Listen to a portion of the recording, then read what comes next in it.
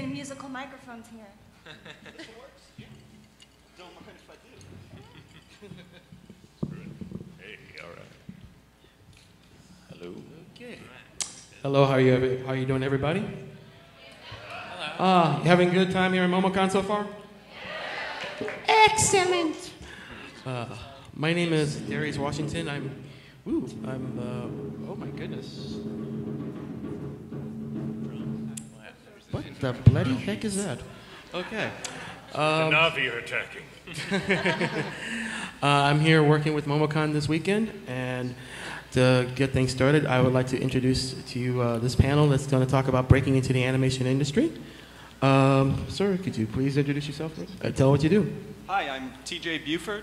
I am the, for 2 years, illustration director for Archer at Floyd County Productions, and currently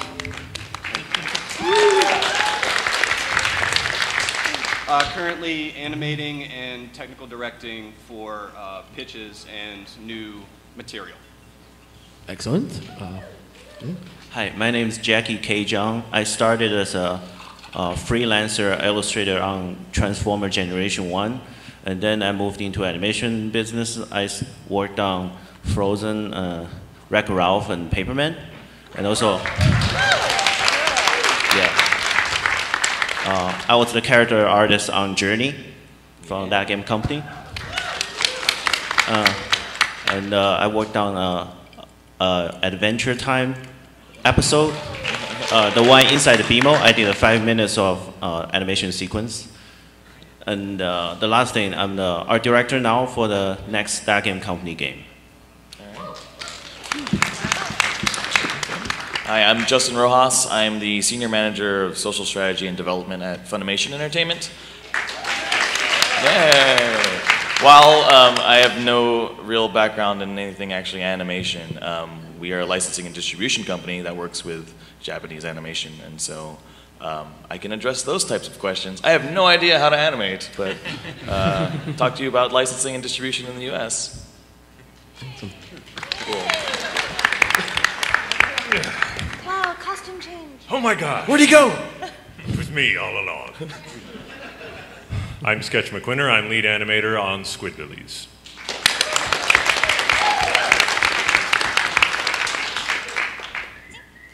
Hi, I'm Charlene Ingram. I'm the Senior Manager of Animation Marketing for Viz Media in San Francisco. Thank you.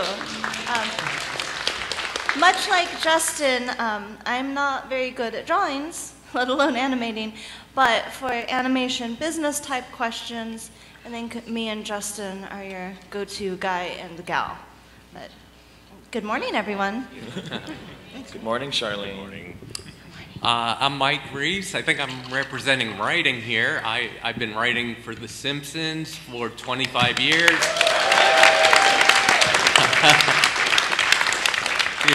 The applause is about to get much smaller. I also created a show called The Critic that... Did you say that before? Oh my God. Oh, wow. It's nice we can fit all our fans in one room. And I've also been a contributing writer to 24 animated movies, including, 4 Ice Ages, 2 Despicable Me's, Rio, Rango, Robots, and then a lot of real garbage. All right, great. I get to follow that up. My name's Adam Taves. I work with TJ Buford down at the end at Floyd County on Archer. We did season 1 through 4 together in the illustration department, and then most recently I was art director on the show Chosen on FX. So, yep, that's everybody, right? Oh wow! So we got something all across the board. So something for literally every facet of the animation industry here in Japan, here in the U.S. and a bit of Japan as well. Not to get started, how did you all get started working in the animation industry? Was it an internship or was it blind chance? Or? Well, for me, it was after college. It happened to be a connection that I had made in one of my classes. They reached out to me because they were in need of animators, And for me personally, it just happened to be at the right time. I wasn't a jerk in college, apparently, and somebody remembered that. Yeah, so I got in on Freak Show, and that led me to working with Sketch on shows like Aqua Teen and Squidbillies and other things at Radical Axis. So basically, the title of this meeting is called Breaking Into the Animation. I have a personal connection to that title because I literally broke into the animation by constantly approach to creators of other shows and my friend just to show them what I have. For example, I started working at that game company purely based on Genova Chang. He's the creative director for that game company, Flower and Flow. So he did a presentation in my school. And after the presentation, I approached him. I showed him what I have in terms of animations and technical skills. And so that's how I got into the Journey production. For Adventure Time, it was also another incident. I was sneaking into a class of a character designer, a character director from Adventure Time, Phil Renda. He was my teacher. One day he was showed this. Oh, I have this very cool animation animatics I want to show you guys. This new episode, Finn and Jake, is going to be in the video game world. It's going to be super cool. So unfortunately, we don't have a very good animation production team to do 3D. So because he said that, the next week I did a 3D prototype, and they really liked it. Eventually, I took over the whole Korean studio. I just did 5 minutes myself. And the last bit will be while I was working at Disney Feature Animation. I was in the 3D modeling department, but because my previous experience working on Journey, I have a lot of video game knowledge in terms of some technical skills, how to do shading correctly. So I also helped. I also helped prototype some painterly shading for Paperman production, which is very exhilarating and cool. So definitely, if you have passion for things, you should try it, and then just to approach people. Sometimes, if they're in the right mood, they will, give me a couple tips, and sometimes you'll have a good collaboration happens. Very cool. So I have a very actually boring traditional story. I work on the business side of the company, obviously. So I graduated college and got a business administration degree in UT Dallas, and Funimation is located in Dallas. I was working at a marketing agency that I got laid off at. Job opening was online, and I applied, got an interview, got hired as a assistant brand manager, and then kind of transitioned that role into doing what I do now today, which is kind of hard to explain. I get to go to a lot of conventions and stuff, and I do all of our social media management online. But I work very closely with all our partners in Japan and locally here to market the titles appropriately for the US market. So there is a lot of research done in regards to the animations that we pick up. And I was a fan of anime. I went to anime conventions and stuff like that, but that's not necessarily why I was hired. It was more for my business background. So yeah, if you guys are looking to get a job in anime in the US,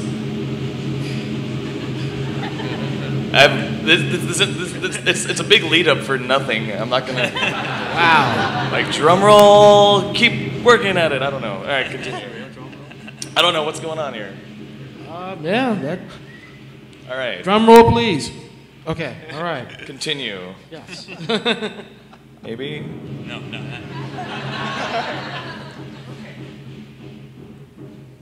Kabuki theater? Sketch. Let's see. I went to school for animation. That's just applause for you. Hey. School for animation, yeah!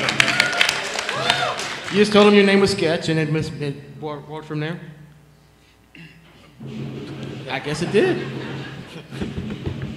All right. I then, got an internship at a studio called wild hair. It's now gone. And see, I did a little bit. I did intern stuff there. I also did a little flash animation for an episode of Aqua Teen Hunger Force where there's an evil sandwich, the Brood Witch, that takes him to this weird, yes, classics, takes him to this alternate hell dimension full of pain and stick figures. And in that, and I did the animation for that, and then I got a job working as a compositor on Aqua Teen Hunger Force about a year later. And they were doing some test animations for a new series called Squidbillies that was in pre-production. And since I was the only person in town who knew Flash, they were sold on the idea because of a test I did, and I quickly became lead animator of a team of 3, and that became a series.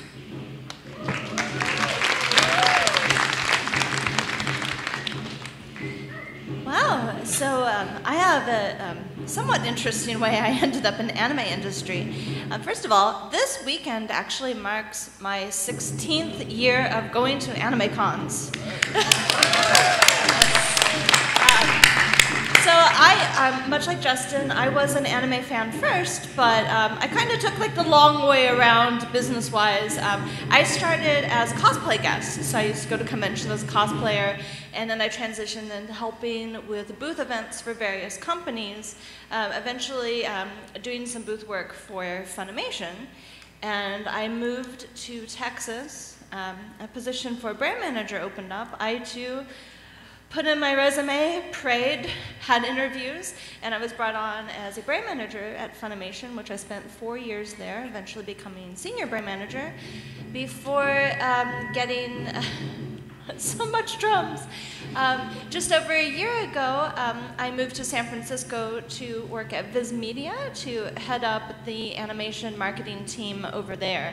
So yeah, it's been a long, fabulous journey in anime, and while business is #1 with, getting, really lasting and getting things right here, but who knew watching all the anime and having like a crazy photographic memory would pay off.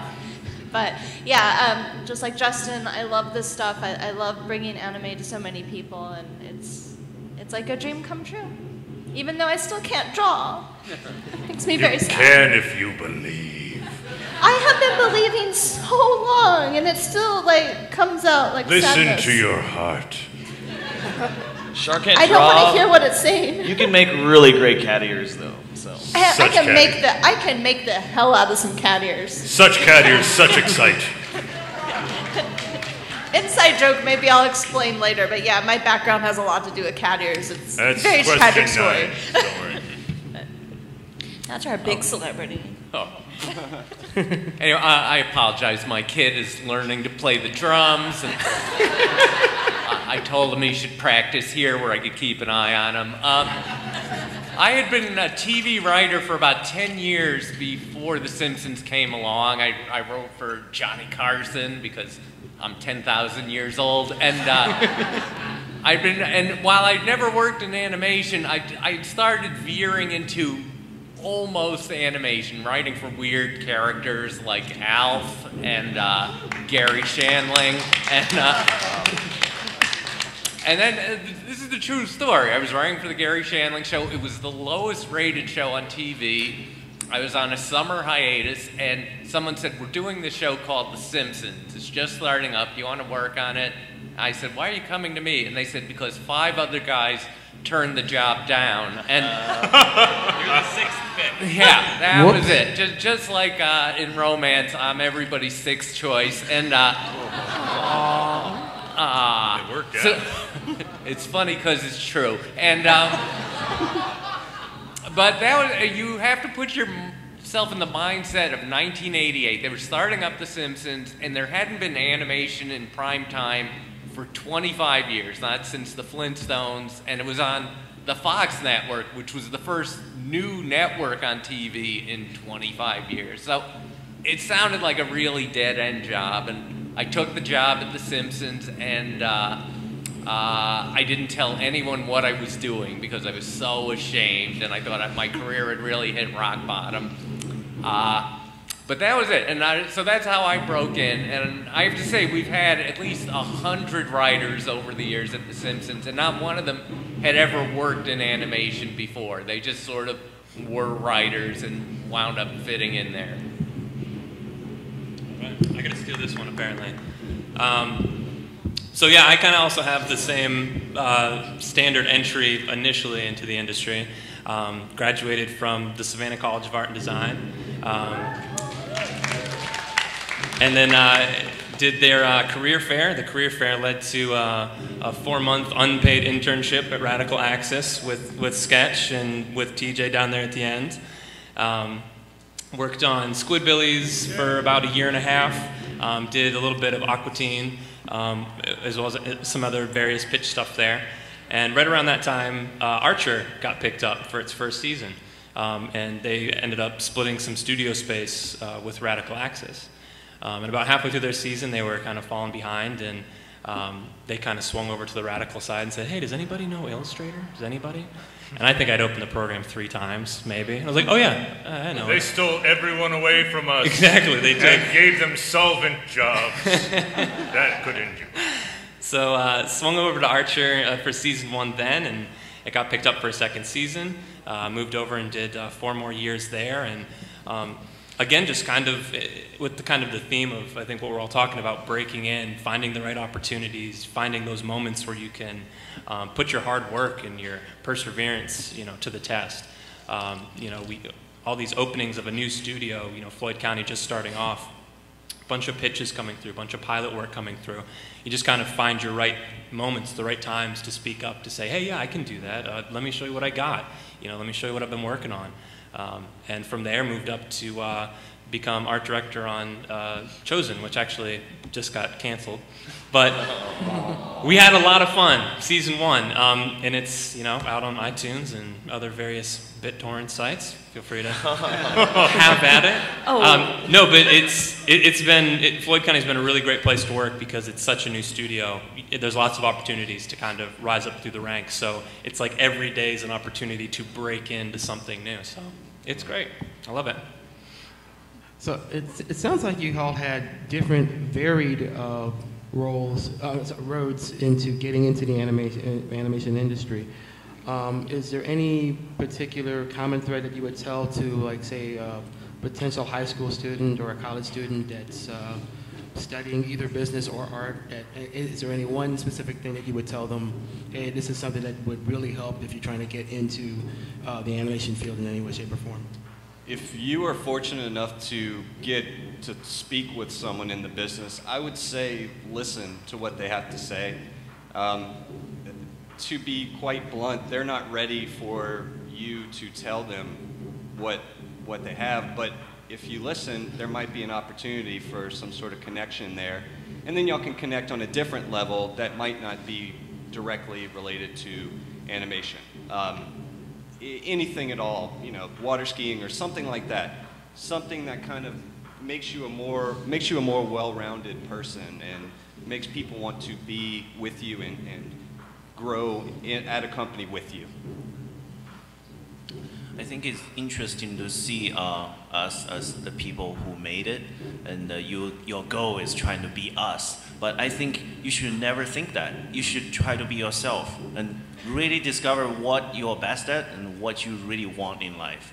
Because if you're super passionate about something, you will definitely make it great. Because everything works better with love. And yeah, because when I started in high schools, I never thought I would be a art director at that game company making the next game. What I was thinking is, I love this stuff, this thing is beautiful, and I wanted to make it happen with my own hand.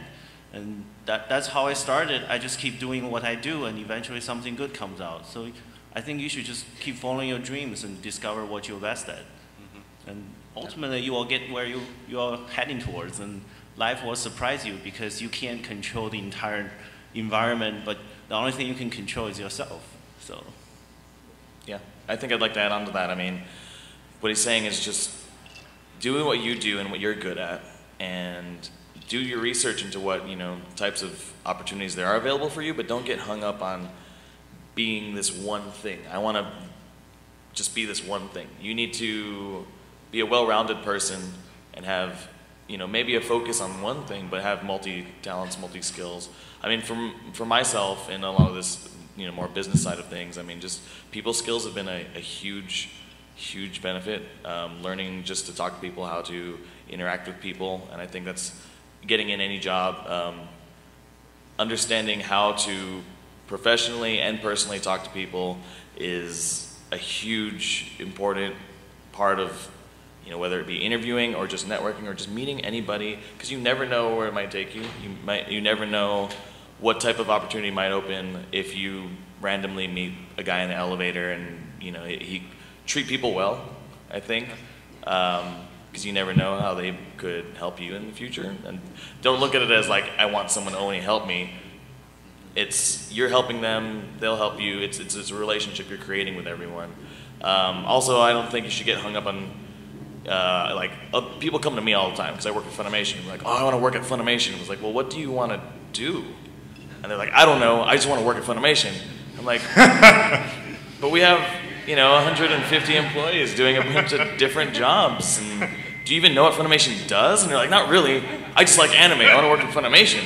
And we're like, okay, well, figure out what you want to do and how does that apply to our company. We have accountants. We have you know, a legal team. We have marketing team. We have graphic designers, motion graphics artists, QC, digital video. I mean, we have a ton of different stuff available, but you got to figure out what it is that you're good at. A few things. First off, yeah, being open to being diverse for things. Also, naturally, networking is a part of it. I got my job at the Radical Axis, also now gone, because I had my internship expired at the place I worked at. I first worked at Wild Hair, and then they didn't have any other work for me, so I was adrift. I was working at Borders, also gone, and I'm sensing a trend. But I ran into this guy Nate, who came by the store that I was working at, and who was a former classmate of mine at the Savannah College of Art and Design, still exists. And I gave him my card, and then Craig, the boss, called me in to see if I could work on Aqua Teen, and I did, and that was great. But so, like, keeping those connections active, or you know, just keep being social in that respect is a big part of it too. Also. Well, one thing, first off, professionalism, that's all careers, though you do, like most people in animation wear, you know, a crew shirt and cargo shorts and sandals during the summer, so, you know, attire isn't that important. But, you know, just a professional manner, being there on time and acting in a positive professional manner is also important. But also, if you can be really friendly and likable, that does go a long way. But once we gave to get people onto Squidbillies as an example, we send out, well, first we look at reels and think, okay, this person is talented, let's send her, I'm going to use the feminine pronoun because a lot of our interns have been women. Once a year, a woman comes onto our show, she gets an internship, then she works on, she becomes very valuable, but she doesn't last long because she gets a better job somewhere else. And we miss her terribly because she's always very vibrant and a wonderful person to know. Also, being diverse and flexible and being able to learn and also being a very great person. Example, at Floyd County, back at Radical Axis, now gone, where we're three of us, the McDonald's arch people here, used to work. We had different people come in and work at the front desk to answer our phones and be our office coordinator person.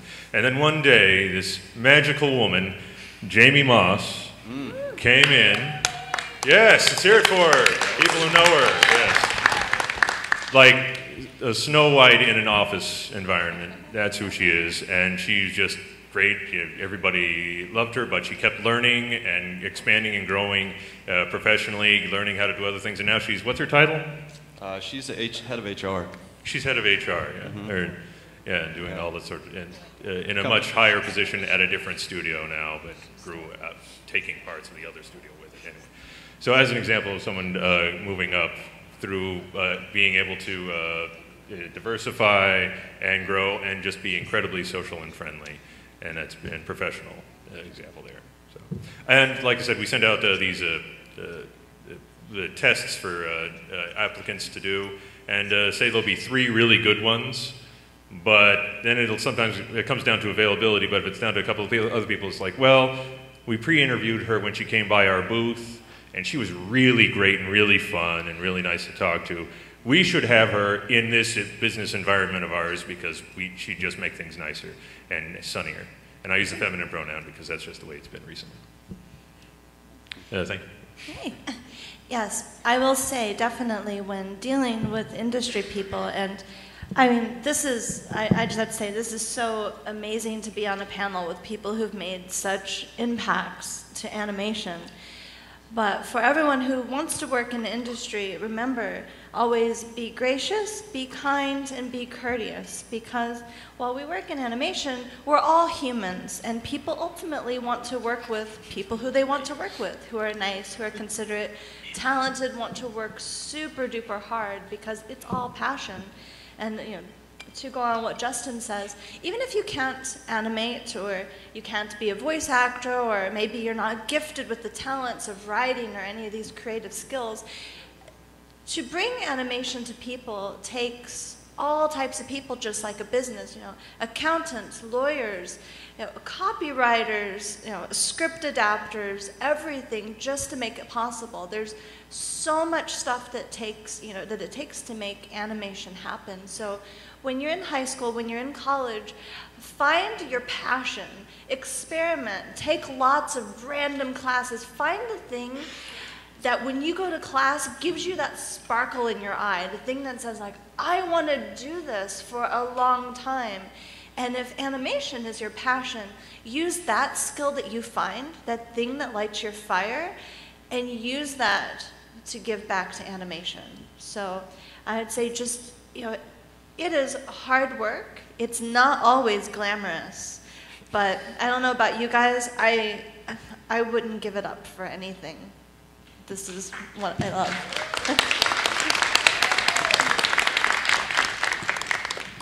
To break into animation writing or any kind of writing job, the first way you weed out people who want to do it is say, well, write something. And immediately you lose 2/3 of people.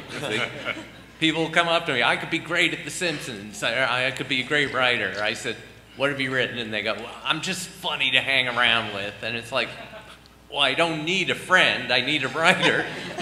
So that is how every person breaks into TV writing, is you have to write a sample TV script. And you don't write a pilot, because people always say, here's the funny paper I wrote in college, and this is a roast I wrote for my friend. No, you're trying to get a job writing for a TV show, so you have to show you can write at least one TV script.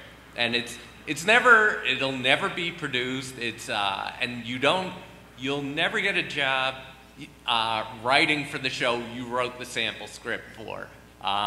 You write a sample, if it's a sitcom, write a sample Big Bang Theory or Curb Your Enthusiasm. Just pick a good show. Doesn't have to be animated to break into animation. Just write a good, funny script that's funny all the way through with a good story. And that's your entree. It's really that easy, because people are looking for you. We want to find new writers with fresh takes who work cheap. And the other thing to say, which has come up a few times already, is take any job. You never know what job's going to lead to the good job.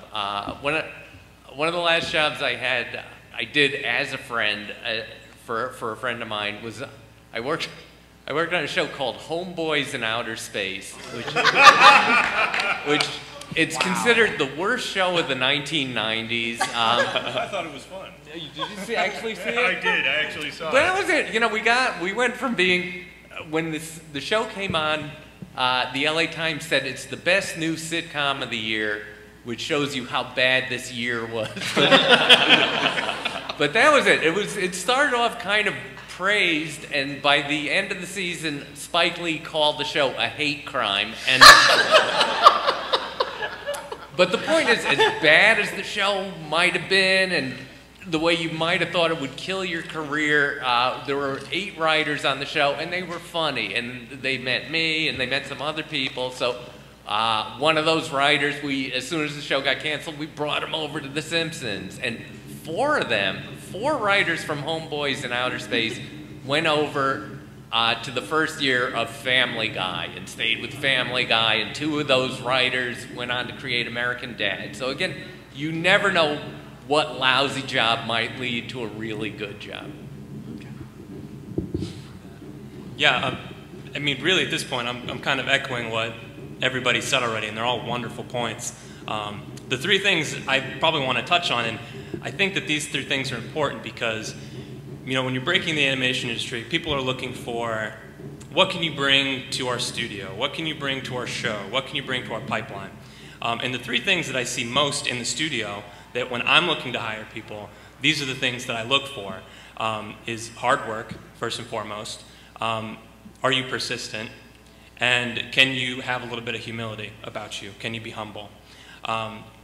Humility especially. I think one thing to remember when you're getting this job, you know, you're saying about Funimation, you know, oh, that's work at Funimation, that's awesome, I want to work there. Well, what do you want to do? Well, I don't know, I just want to work there, that sounds great.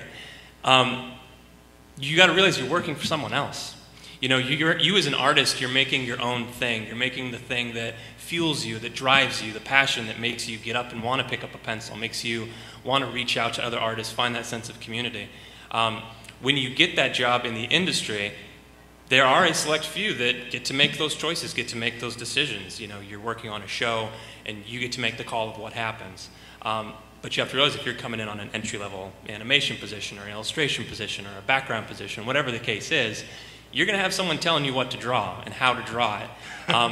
So be humble. I'm sorry. I mean, I think that everybody here can attest to at one point or another somebody told you what to do. And you might just go, that's not what I want, that's not. But if you take it with a grain of salt, like TJ said at the beginning, if you listen to what they're trying to tell you, you'll grow. People will recognize that. It's the people that grumble and talk under their breath when you give them a note where you go, why am I working with this person? This is a pain. I don't want to do that. The second one, persistence, hard work, is kind of the same deal. You know, just finished the first season on a show that everyone at Floyd County worked really hard on, Chosen. We all thought it was great, and it gets canceled. And so what do? You know, do you hang your head? Do you give up? Do you try to look for something else, or do you stick with it? You try to find the next big thing. You try to find out where you can be helpful in the studio. You know, instead of just going, well, I should go, you know, pack up my things and start looking for new work. Turn around and go, hey, I have this to offer. How can I help? You know, I want to keep moving forward. We don't stop here just because we have run into this one obstacle, this one road bump. And hard work. You know, the people in the studio that you see there till 11, 12 o'clock, not because you asked them to be there, because they want to be there, because they enjoy being there. You know, how can I help? Coming in early. All those little things, the little check marks that you learn growing up just to be a good human being, all those things translate to the studio. So humility, persistence, hard work.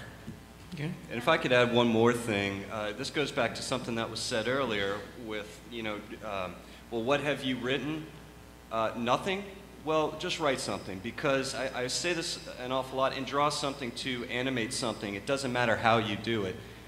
There's a lot of coal to get through before you find that diamond. So don't lose sight of your passion, your desire, your heart, like was said earlier, because that will shine through once you get into the business. And once somebody is telling you, hey, that's a great drawing, but it's not fitting the style of our show. And I've said this an awful lot as illustration director. It's a great look. Save it for your show. Right now, we're all trying to get this episode out the door in 2 days. We have no time to do this. This is great. Put it aside and just knock out the thing that needs to get done so that we can move forward towards the next thing and maybe even use your idea in the future. So I've had to break so many hearts. I'm sorry, this is Squidbillies, not SpongeBob. I remember. Dial it down to 1/3 of what you just Sketch. said. I remember the first season I was interning there. I think it was you or Melissa came up to me and they're like, "This is fantastic. Stop doing that. We don't have enough time for this. Yeah. You need to move faster." It was probably both of us. Yeah, to double team. I've heard that too.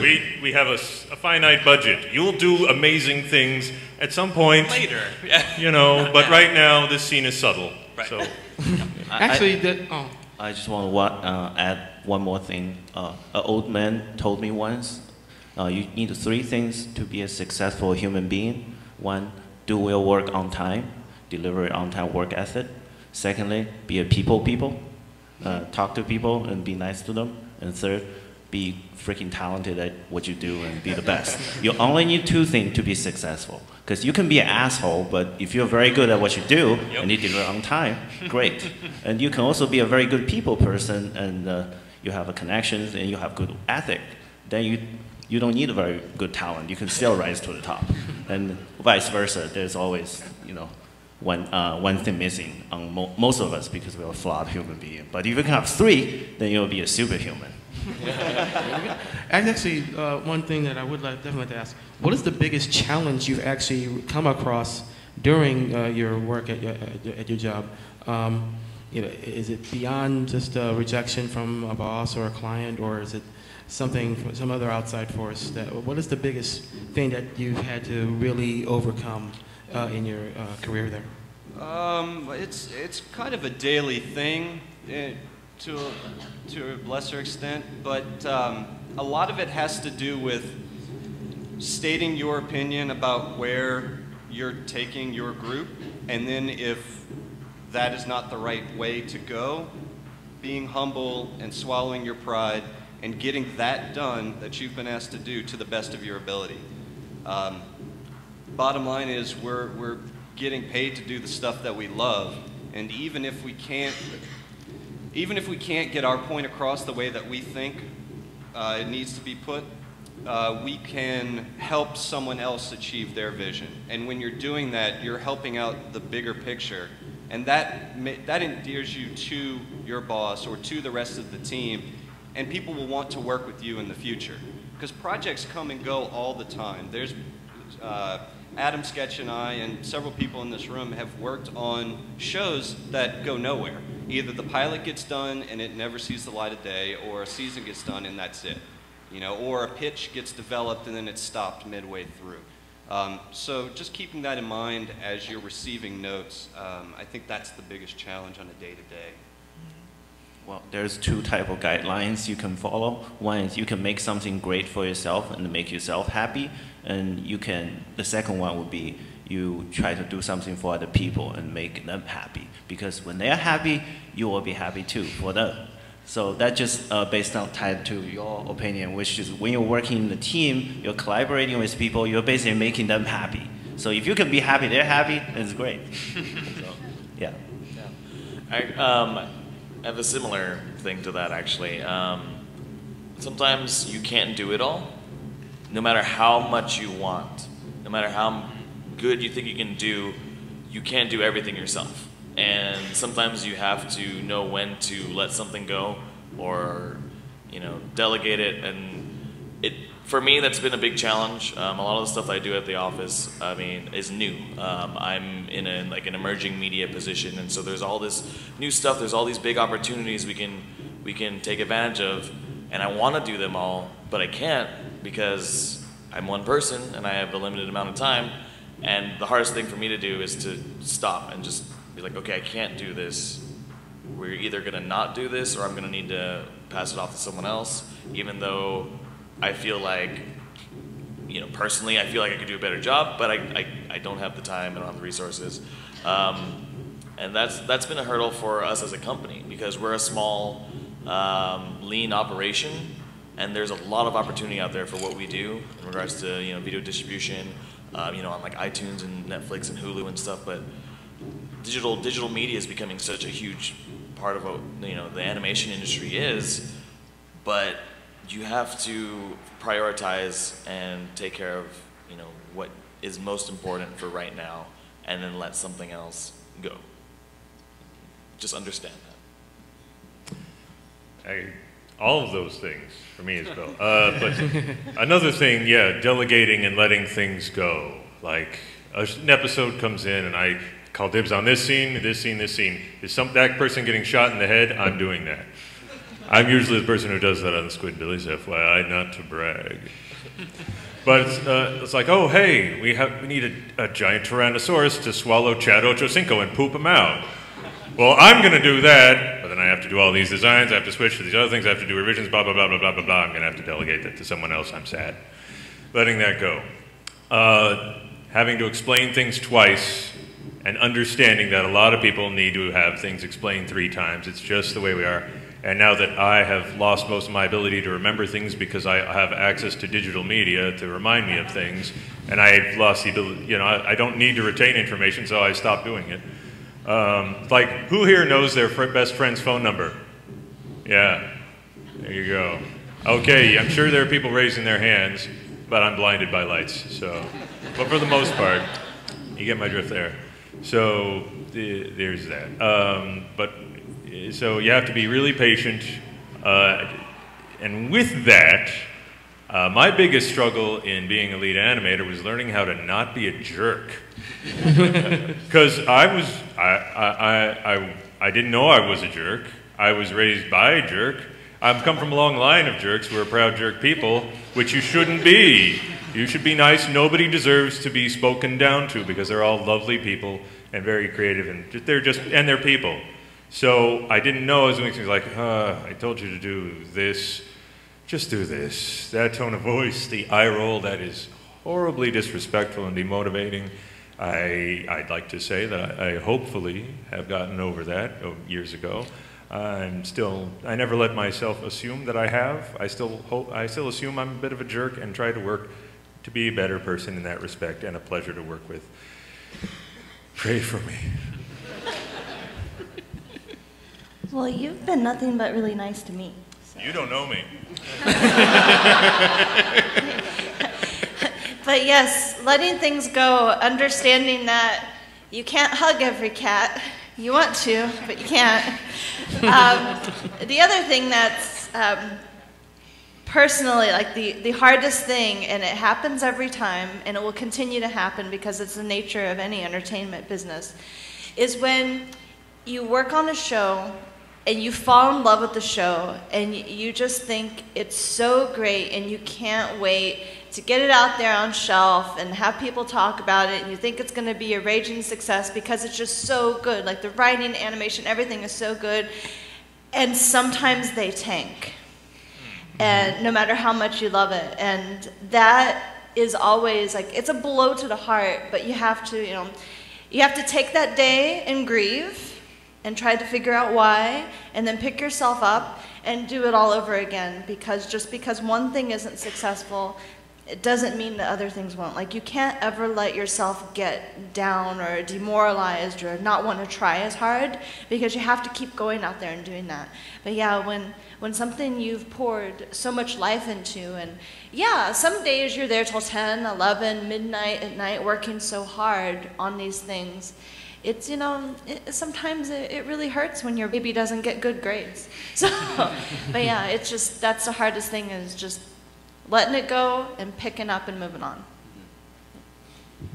The thing that sucks about being at this end of the table is everybody said everything. Everybody said it better than you're going to say it, and they said it 4 times, and all that's getting me through this panel is I go, gee, I'm glad I'm not this guy. But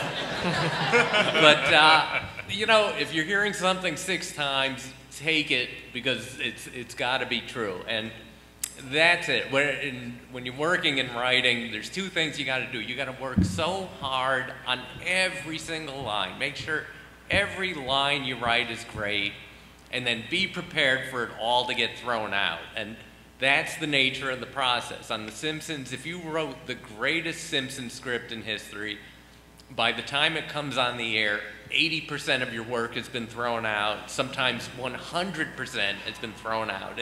It'll still have your name on it, but you don't have one line in it. And you've got to hope and trust in the process that it's going to come out okay. We're very selective at The Simpsons who we hire, and once we hire somebody, the only way you can get fired is if you start fighting for your material, is you just go, oh no, you're ruining it, oh no, give it a chance. Or very often in comedy, you can't bluff your way through. Someone will say, oh, that line was great. It's like, well, we read it out loud in front of 100 people and nobody laughed. Well, it's great. It's comedy. It makes people laugh. That's its job. So that's it. You gotta be prepared to let things go. And the other thing, as has been said many, many times, is don't be an a-hole. You're working with a lot of people, and again, just be nice. I have to say, there was one writer we had at the show who was a great writer. If that was the whole job, he was one of the finest writers we ever had at the show, but everybody hated him. And we went to this guy, we pulled him aside, we said, look, everybody hates you. Everybody thinks, we love having you, we love your work, but everybody thinks you're an a-hole. Can you stop? We didn't say A, by the way. It's,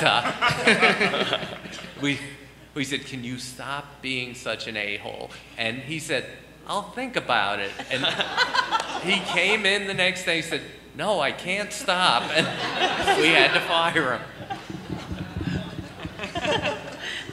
Sounds start doing motivational. that. You're being a jerk. I'm like imagining that meeting in my head. Like, so could you maybe stop? Did he take a moment and go, can I? I'll think about it. I can't process it right now. A night to think about it. A whole 24 hours. He did. I think he went home to his wife. Can I stop being an a-hole? No. Okay, I'll go back and tell him tomorrow. It's an absolutely true story. Yeah. Listen to your heart. So Mike's he's already mentioned it, sitting on a panel with so many great people with such great insight gets all the way down to me. What do I say?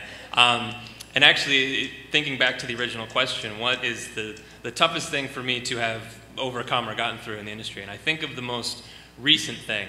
And I want to share this with everybody because this is more, I think that this is very important, and everybody's different, but I think this is a very important thing to remember once you're in the industry, once you've been in for a few years. When you break in, the hard work, the persistence, getting your foot in the door, staying late, coming in early, putting in 110%, burning the candle at both ends to show that you want to be there. Doing that for 6 years straight is tough. It's really tough. This last year, for example, I switched from doing illustration work on Archer to doing art direction. Actually, very quick escalation. Was illustration lead on Archer, and then for 2 months I was on storyboards, and then for 6 months I was assistant art director, and then was just immediately bumped up to art director, all within less than a year's amount of time. So every opportunity I saw, I went, oh, I got to sprint. I have to run 110%. I got this new position. I have to show well. I have a whole team. Going from I have a few people counting on me to I have a whole team of 70 people counting on me. And so running, staying until 2:30 in the morning, coming in at 8, getting 4 hours of sleep. And the thing that I had to overcome was you can't do that forever. You have to find a balance eventually. Do work hard when you get there initially. Do everything that your boss asks you to do and then some. But you have to realize at a certain point, it's going to be unhealthy. And you'll see it in your team too. If you get to a position where you're leading people, you're asking at times so much of them, working a 70-hour, 80-hour work week. That's 2 weeks in 1 week's time. That's not healthy for anybody. And so that was my challenge this year, was going from putting in 16-hour days every day for 4 months to going, I have a lovely girlfriend at home and a dog and friends. I can't do this every single day. I need to find that balance. How can I come to work and be productive? We're also picking and choosing your battles, the things that you let go, you don't want to fight. Being a new art director on a new show, I'm like, I want to do all of it. Nobody touch anything. But you can't, you got to delegate. And that delegation comes down to life balance. Make sure that if you find yourself in the industry and you get 3, 4, 5, 6 years down the road, be sure to take time to check in with yourself. And you know what? Maybe being there 16 hours a day every day is what you want to do. And if that is what you want to do it. But make sure you don't lose yourself in working for somebody else for that much time for so long. Agreed. I just want to add something. What doesn't kill you makes you stronger. What doesn't kill you gives you a caffeine addiction. Chasing that jittery dragon. There's two things they provide at Disney feature animation. One is banana, the other one is cafe. I always make jokes. Caffeine is trying to get you excited and work hard, and bananas make you obey. Very good. Curious, what animation got you inspired to try this type of work, or keeps you inspired when you're having a rough time or anything like that? What's one that really is still in your head to this day? Chuck Jones, hands down, Chuck Jones. I feel like, and learning about his entry into the business is super inspiring as well. Even though I've been working, fortunately, in the business since about 2006, he was washing animation cells. I mean, that's what got him in, and that's all he was doing was recycling those. And then eventually he got to a director's position, and that's what keeps me inspired. And one thing, if I could add to something that was said earlier about being willing to accept that your beautifully written or your beautifully drawn item isn't exactly what's asked for, what helped me in the beginning when I was in college and a little bit before really was food service. I think personally, the food service industry, if you're working in the front of the house as a waiter, is almost the perfect way to learn how to deal with clients, because you've got 45 minutes to give this table whatever they want. And if you mess it up, you have to turn it back on again for the next table. You can't dwell on that. You have to be willing to put it aside, maybe think about what happened later, but put it aside, treat your other client as well as you can, and then continue moving forward. But Chuck Jones, to answer your question. All right, cool. I have a. What's the question? Yeah, what animation inspired you to try this work and might keep you inspired when having a rough time or anything like that? Well, for me, it's more like over different period of my age, I was inspired by different artists. I was inspired by Glenn Keane. He's a very good speaker. He really speaks passion about being an artist and everything.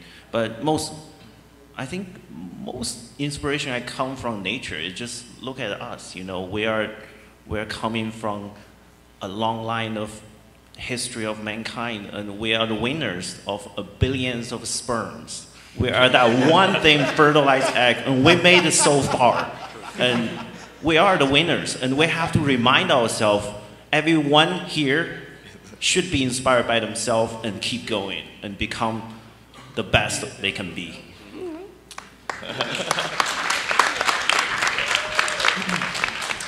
So I have kind of a love-hate relationship with Dragon Ball Z. All love, all of it. So I mean, I do what I do not only because of Dragon Ball Z, but people ask me what my favorite anime is a lot, and working for an anime company, and I can't tell you what that is because I don't know. But the one that's most influential in my life has been Dragon Ball Z. I grew up watching it. I trained in martial arts because of it. I mean, I didn't go to business school because of it. Do the thing with your hair? I know. I can't go Super Saiyan yet. But it is a big inspiration, not only just you know, to want to join a company that's working on content like that, but in life, the struggle to achieve to make yourself better. I mean, that's what Dragon Ball Z is about, is one, making friends, and two, always improving yourself, no matter how tough things get. And I mean, it's a lot of work. I'll be honest, like straight up, just working on Dragon Ball Z is a lot of work, legitimately, and in the office, and we'll have very, very difficult meetings and conversations about some Dragon Ball Z stuff. And the hate part, that's where it's such a demanding property of ours to work on.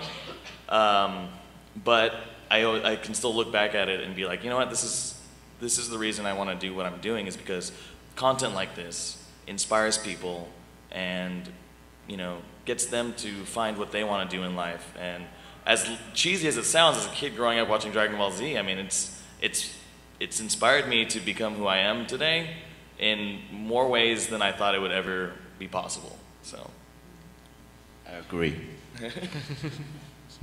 So inspirations, everything, pretty much. Growing up, I can't narrow it down to one thing. Like a lot of kids, I learned how to draw from whatever I was interested in my case, Garfield, and Who Framed Roger Rabbit was a big inspiration. Oh, Bob. But, and also and on the note of Who Framed Roger Rabbit, I ended up marrying a gorgeous tall redhead, so I just figured this is my life.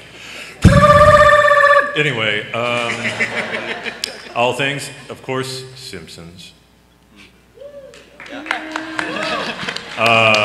It's everything growing up, taking it in, Calvin and Hobbes, Freakazoid, yeah. I'm just gonna name shows. Yeah, although, as an animator of adult animation, I will point out the day I rented the VHS copy of Vampire Hunter D, I was watching that and, oh wow, that dude just got cut in half. You can do that.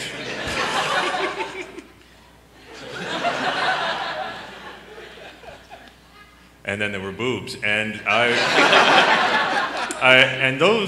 still haven't gotten over love of those. So, yeah, let's transition. And I love how all of our answers have been vastly different this time, so great. My motivation is actually two experiences, one negative and one positive, and they both really shape me every day to this day. The first one's a negative. I grew up in Indiana, and when I first started getting into anime comics, I was the one girl in the comic book shop in Indiana. And back then, like back in the day, every comic book store only had the one girl, and I was her. And I had to pre-order all my Ranma 1/2 VHS and my comic books to get that because, hey, it had boobs and it had martial arts and it was great. But even though I loved this media, there was always that, looking down upon. It's like, girls don't read comics. And I'm like, dude, give me Gen 13, hello. And I knew from that point, if I ever got to work on this stuff, I wanted to make it accessible to everyone. Like, to never let that next generation have that experience. And things have come so far, and it's magical and great, and I'm so happy for that. But my other positive experience, thank you. I love that there's so many girls that it's okay to be nerdy for everyone. Boys, girls, kids, adults, everyone. I love that it's okay. But the big positive shaping of my experience, my work ethic, my everything that keeps me going is, I don't know if anyone in here participates in it, but I was really big into marching band in high school. Yes. And it was my band director, Raymond G. Hauser Jr., who was, and we were, one of those champion hardcore marching bands. Like in Indiana, marching band is like football in Texas. It's serious business. And no matter what, no matter how hot it was outside, no matter how tired everyone is, I hear in my head Mr. Hauser going, run back and do it again. You're here to be excellent. You're here to do your best. And he'd always say, it's easier to be better than everyone else than it is to be the best you can possibly be. You've got more in you. I want to see it. And he unfortunately passed away last year, but I still hear his voice in my head clear as day. And learning from marching band, teamwork, synchronization, giving your all to a whole team and making a beautiful entertainment experience for everyone so those people in the stands can feel the sound. Even though I work in marketing now and I don't play my flute as much anymore, I want people to feel the sound of animation out in the stands. So that's what drives me. When I was a kid, there was a lot less animation around than there is now, and there was no Cartoon Network or anything like that. So there was so little that I remember I used to wake up at 6 a.m. on Sundays to watch Davy and Goliath. And and it was only 20 years later, I'm watching Davy and Goliath, and I saw, oh, they were trying to make an Episcopalian out of me. It didn't work. But even then, you would watch all the cartoons, and you would always like the ones that respected your intelligence a little more. So Bugs Bunny was great and sassy, and Mickey Mouse sucked. And, that was it. So I liked Bugs Bunny. And even as a kid, you would see, oh, gee, this guy, Tex Avery. You'd get excited when you saw his name. You said, this guy works a little harder than the other guys and gives you weirder stuff than the other guys. And the best example of that, I think, and it very much informed what we did on The Simpsons, was the show Rocky and Bullwinkle. Rocky? And I heard this story years later. They had hired writers for the show, and then they found out the show was being animated in Mexico, and they looked at it, they go, this animation is terrible. We better make the scripts really funny. And they made them funny, and they made them, again, just for themselves. I don't think they thought the show was going to last because it looked so ridiculous. So they put in a lot of smart jokes, and tons of jokes, even as a kid watching, you go, I don't get it, but I know something's going on there. And that's what we do on The Simpsons. We never think, gee, a kid's not going to get this joke. We think, well, maybe someday he will get the joke. The best one in Rocky and Bullwinkle is that the villain was named Boris Badenoff. And I go, oh, that's funny. He's bad, and his name is Boris Badenoff. And like, I'm 35 years later, and I see this novel by Ivan Pushkin, Boris Goodenough. And I go, well, it only took me 35 years to get the joke. And I'm sure they weren't thinking at the time, gee, I think most of the kids watching the show read Ivan Pushkin novels. I just want to add one thing. I completely agree with you. Laughter and humor is the ultimate weapon against death. I've had 7 minutes to try to contain my excitement for talking about inspiration. I could sit up here for 30 minutes and just rattle off, because I feel like I'm a storyteller. So yeah, you have animation, but you have books, and you have movies, and you have painters, and you have all these people that inspire you from so many different areas. The very first thing, probably when I was a kid, was Kevin Eastman and Peter Laird with Ninja Turtles. That was probably my first big, like, this is awesome. Giant turtles cutting people up with swords. That seems pretty sweet. And then I had a big Dragon Ball phase on cable TV. I remember ordering the VHS dubbed Japanese version because they stopped right before Goku went Super Saiyan. I'm like, I need to know what happens. How blonde does he get? Got big into Bruce Timm with Batman the Animated Series. Around the same time, the Wachowski brothers with The Matrix. That was a big eye-opening storytelling experience. Going on to Hayao Miyazaki and all of his wonderful films. Then once you hit like late high school, college, that's when just you get flooded with everything. You know, Ken Watanabe with Cowboy Bebop and Samurai Champloo and, you know, Space Dandy now. Just like there's so many forms of inspiration. Recently, I've been really big into Robert Valley, who's a designer. He did designs for Tron Uprising and Motor City. All wonderful shows. He's such a talented designer. And again, I could go on and on and on. The thing that I am right now captivated by is Attack on Titan. I know I'm late to the party, but that's my new latest obsession. My girlfriend loves when I come home and after a long day wanting to talk, I'm like, let's watch giant things eat humans. Yeah, so, I mean, again, could go on all day, but those are just a few. Please thank our guest. That was a great panel.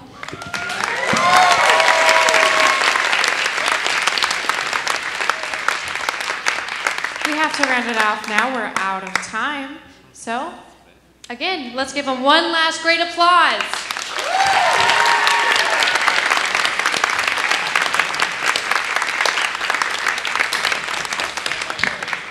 Right? There you go.